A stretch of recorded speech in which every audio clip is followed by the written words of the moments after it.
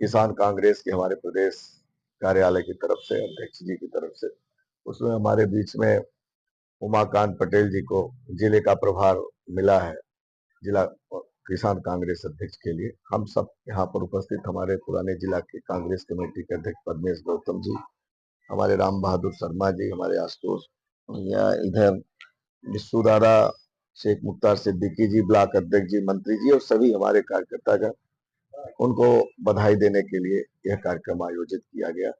और जिस तरीके से किसानों की ज्वलंत समस्याएं चल रही हैं, देख रहे हैं, खाद नहीं मिल रहा है, बिजली का बिल अतिशयोक्ति आ रहा है, आवारा पशु परेशान कर रखे हैं, तो मैं समझता हूं कि इस परिस्थिति में तत्काल जिलाध्यक्ष की नियुक्ति करके हमारे प्रदेश के चाहे आदरणीय जीतू पटवारी जी, हमारे किसान कांग्रेस के अध्यक्ष जी ने तत्काल नियुक्तियां करके अब किसानों की लड़ाई लड़ने के लिए सड़क पर भेजा है। उम्मीद करते हैं हम सब कांग्रेस जन उमाकांत पटेल जी के नेतृत्व में खासकर किसानों को बल मिलेगा और हम सब इनसे आग्रह करते हैं कि आज से ही यह लड़ाई शुरू करें जिससे किसानों को निजात मिल सके।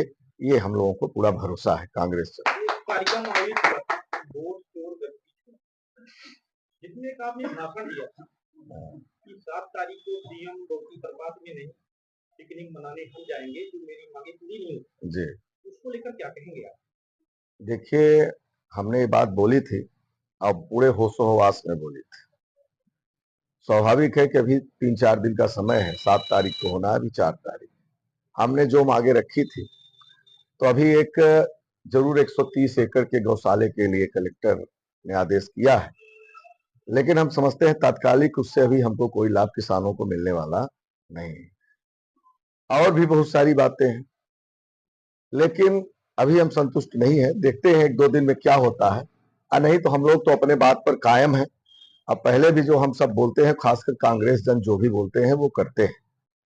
और आपको हम आश्वस्त करते हैं कि किसानों के साथ जो लगातार अत्याचार हो रहा है, खासकर आप देखे होंगे कि रीवा में करहिया मंडी में किसानों को पीटा गया, और दूसरी बात एनएसयूआई के छात्रों को पीटा गया, पत्रकारों के ऊपर जबरन अपराध लगाए गए।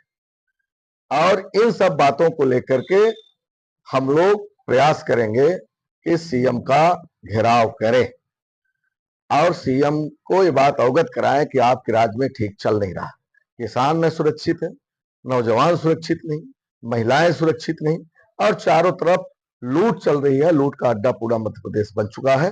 तो हम लोग अपने बात पर कायम हैं, अब पूरी तरह से घेराव करने का प्रयास करेंगे और इसमें हम समझते हैं कि हमारे जिले के सभी कांग्रेस जन उपस्थित रहेंगे। जिला कांग्रेस कमेटी के आयोजक देखिए, तैयारी की का कोई विषय नहीं है, यहाँ तो बस बता दिए कि जब मन में आएगा चल देंगे। तो हम लोग तैयार हैं और पूरी तरह से दुखी हैं, और ये कभी भी किसी भी समय 10 नहीं है, स्थान भी है।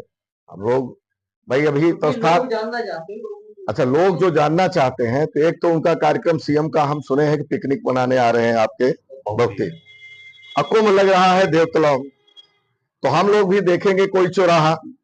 इसके लिए चौराहा अपना ये मऊगंज चाक मोड़ है, इस चौराहे पर हम लोग 10 बजे इकट्ठा हो सकते हैं और सभी कांग्रेस जन यहीं पर इकट्ठे होंगे। देव तालाब का कार्यक्रम है तो देव तालाब के भी लोग आएंगे, और बहुती से होकर के पूरे मऊगंज के भी कांग्रेसी लोग, आम जन से भी मैं अपील करूंगा वो लोग भी आए। अत्याचार नौजवानों के साथ, सबके साथ लगातार अत्याचार हो रहा। और फिर उसी चौराहे पर हम लोग तय करेंगे कि हम लोग पिकनिक स्पॉट पर चले कि कुंभ नहाने चले, ये दोनों बातें तय। अब भाई, अब चौराहा अभी किससे आते हैं सीएम?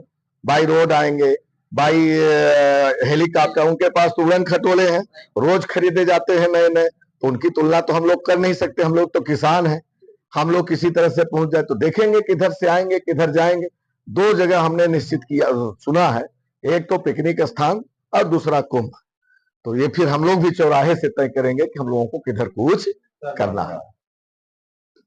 आप सबको विदित है, अभी हाल ही में जिला कांग्रेस कमेटी मऊगंज के नेतृत्व में कार्यक्रम हुआ था। आप सबके समक्ष हमारे नेता सुखेंद्र सिंह बंदा जी ने और बाकी जिला कांग्रेस कमेटी के सभी कार्यकर्ताओं ने जो भी प्रमुख समस्याएं थी उन सब विषयों पर बात रखी। कलेक्टर साहब को भी ज्ञापन दिया गया। हम लोगों ने पहले ही निश्चित कर दिया था कि, और कलेक्टर साहब को बता भी दिया था कि जो यहाँ की क्षेत्रीय समस्याएं हैं उन विषयों पर विचार हो। अभी हम सब इंतजार कर रहे हैं कि उन विषयों पर कितना विचार प्रशासन के द्वारा किया गया।